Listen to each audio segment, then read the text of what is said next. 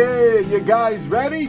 Let's do it. All right, lightning and thunder, Sweet Caroline, take one. I'm a little bit country. I'm a little bit rock and roll. I'm a little Wait. What's going on? What's wrong, DJ? We're doing Sweet Caroline, okay? Oh, Sweet Caroline. Yeah. Okay, we're good. All right, lightning and thunder, Sweet Caroline, take two. Don't go breaking my heart. I couldn't if I tried. Oh, honey, if Oh, for the love of... Cut it out. What's the problem now, DJ? It's Sweet Caroline, you two. We only have 30 minutes to do this take, all right? We got it this time, DJ. Promise. Thank you. Lightning and thunder, Sweet Caroline, take three. Sweet Caroline, bum, bum, bum. Good times never seem so good. So good. Okay, fine. We're not gonna do Sweet Caroline, okay? God, musicians. While I get this next take set up, let's go ahead and talk about the Regal mystery movie that played on December 15th, 2025, and that movie was Song Sung Blue. Lightning and Thunder, a Milwaukee husband and wife Neil Diamond tribute act, experienced soaring success and devastating heartbreak in their musical journey together. Rated PG-13.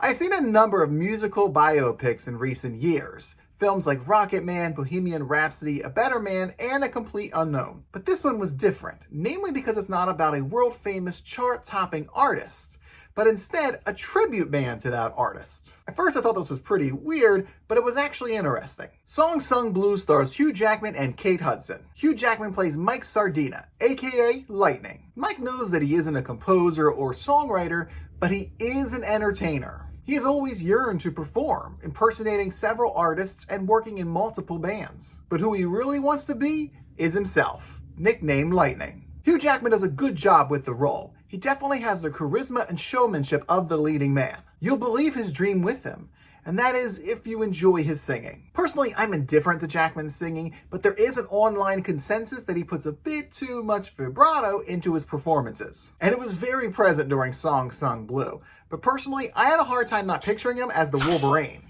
Kate Hudson plays Claire Stingle, later Claire Sardina. She adopts the nickname Thunder after partnering and marrying Mike. Claire shares the same dream. She wants to sing and perform. We first see her performing as a Patsy Cline impersonator. She has the same electricity on stage as Mike. Kate Hudson really brings the character to life in these performances. Kate has a great voice that seems very fit for these kind of songs. The two felt made for each other, and that's what Song Sung Blue did exceedingly well. Mike and Claire felt like soulmates. There wasn't a question about their loyalty to each other. Plus, Jackman and Hudson's performances really cemented that chemistry. When they were playful and performing on stage, it was pretty magical. The supporting cast also did a good job, especially the child actors. They felt connected to the story without being too over the top. However, there were a few missteps off the stage, mainly when it came to their interpersonal drama. Every marriage has issues, and Lightning and Thunder are no different. But their struggles felt a bit too after-school special. Mike is a recovering alcoholic with 20 years of sobriety. It's mentioned and shown quite a lot throughout the movie. But he isn't ever tempted to fall off the wagon, even when things are at their worst, which is great for him, but it felt redundant to keep mentioning it if there wasn't going to be any drama attached to it. It's the same with Claire, who has issues with depression. She doesn't really struggle with it until her accident. And even then, I think it could have been a lot more involved. Their dreams of stardom were very much cut short, and I was expecting a bigger gut punch. But their focus is on their musical career as a Neil Diamond tribute band. Now, I know who Neil Diamond is, I know some of his melodies, but the only song that I really know is Sweet Caroline. And there's a really great montage of that song in the film. But the rest of the songs were unfamiliar to me, and this detracted from my overall enjoyment of the film. I love the characters' musical performances, but the songs meant nothing to me. And that's solely on me. I don't know Neil Diamond music. I didn't know the lyrical or emotional significance of these songs in particular scenes. I found myself having to juggle with trying to decipher the lyrics and paying attention to the characters' actions. and that pulled me out of the film too often. For Neil Diamond fans, this won't be an issue for you. You'll pick up on all those references. Another thing I had trouble picking up on was the time frame for the movie. As I am unfamiliar with the story of Lightning and Thunder, I wasn't quite sure what decade this film was taking place in. The characters seemed to step right out of the 1970s, and a lot of the cars and sets had that same look. So I figured we were watching a late 70s, possibly early 80s film. That wasn't until Eddie Vedder and Pearl Jam were mentioned. Knowing that Pearl Jam was immensely popular in the 1990s,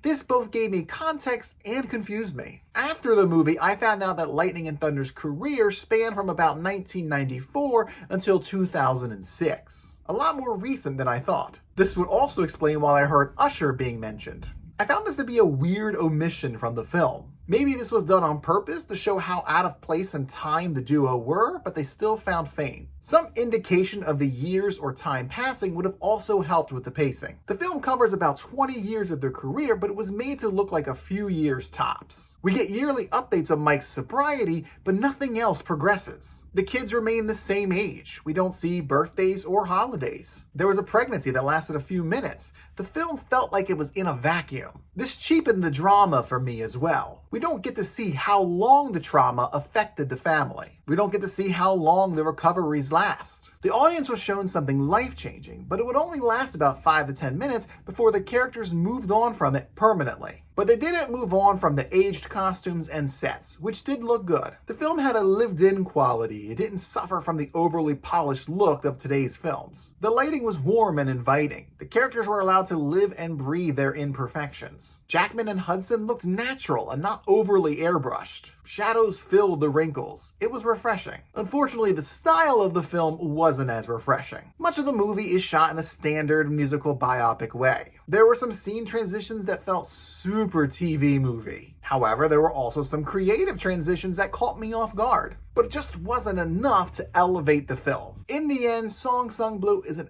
average musical biopic that'll probably appeal to Neil Diamond fans more than the general public. Hugh Jackman and Kate Hudson do a good job at bringing the musical duo to life on the big screen. But there's some missing depth and pizzazz that hold it back. And it's for these reasons that I am giving the Regal mystery movie Song Sung Blue the Crackling Rose score of 6.5 out of 10. The drama of the film felt purposely lessened in order to give the film a more feel-good experience, which was a little shallow for me. But how did it work out for you? Was it so good? So good! So good! Tell me about it in the comments down below. If you haven't seen it yet, Song Sung Blue comes out on December 25th. There's also a 2008 documentary of the same name. Thanks for watching, and I will see you next week, forever in blue jeans. Bum, bum, bum.